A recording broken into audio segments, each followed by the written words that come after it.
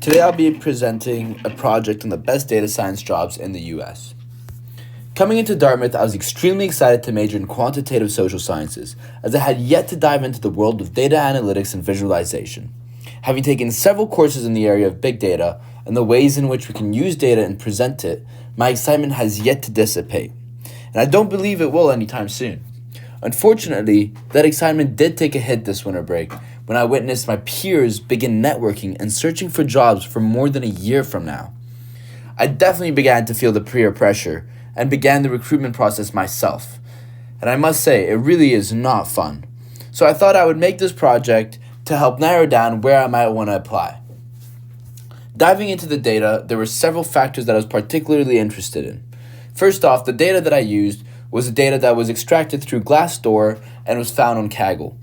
My goal was to narrow down my selection process of what type of jobs to apply to based on job ratings and salary. I check how both of these factors correlate with several other factors such as industry, the size of the company, and the type of ownership. The first thing I wanted to see was whether it would be logical to group revenue, size of company, and the age of the company together. The reason why I thought this would be a reasonable thing to do was because one can assume that the longer a company has been around for, the more revenue it would generate and the larger the size of the company would get. Hence, I checked the correlation between the age of the company and the size of the company, and the age of the company versus the revenue of the company. As you can see, the correlations of both of these are moderate and positive, but not extremely strong. Hence, I thought it wouldn't be logical to group them all as one. So after seeing both of these dot plots and seeing that the correlations aren't strong enough, I decided to see how size of company versus salary and rating, and how revenue and versus salary and rating would look individually. So the first thing I noticed is that the smallest and the largest company pay the most. However, the smallest company is much more highly rated than the largest company.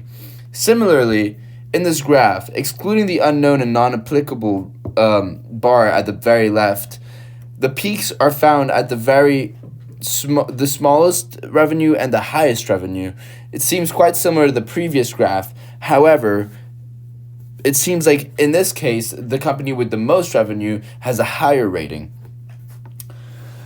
Following that, I decided to see how sectors affected rating and salary. So it seems as though the sectors that pay the most are telecommunication, media, information technology, and retail. However, information technology has the highest rating, which is great since IT is an industry that I'm very interested in.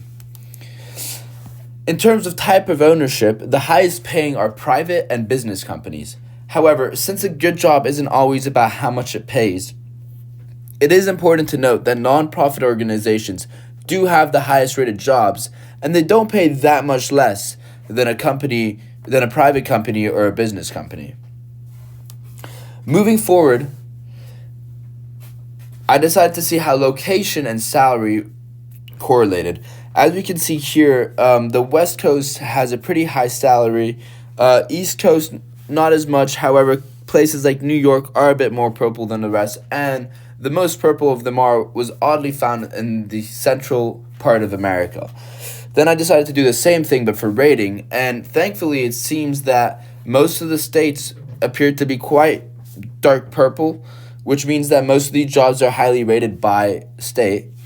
Moving forward, even though I have come up with several filters to what type of job I would like to work in, preferably a small boutique company that is either privately owned or nonprofit, and hopefully in the West Coast, it is important to remind myself that in this process, it is important to make sure that I'm happy wherever I end up, and that the actual material and information being done is not only educational to me, but interesting. Moving forward, there are several aspects that I could take into consideration, such as the average happiness of people in each industry, or the net good that is produced from each industry, such as like renewable energies. I hope to continue to understand what would be the best job for me, but in the end, I know not to be too worried, as things usually do work out how they're supposed to.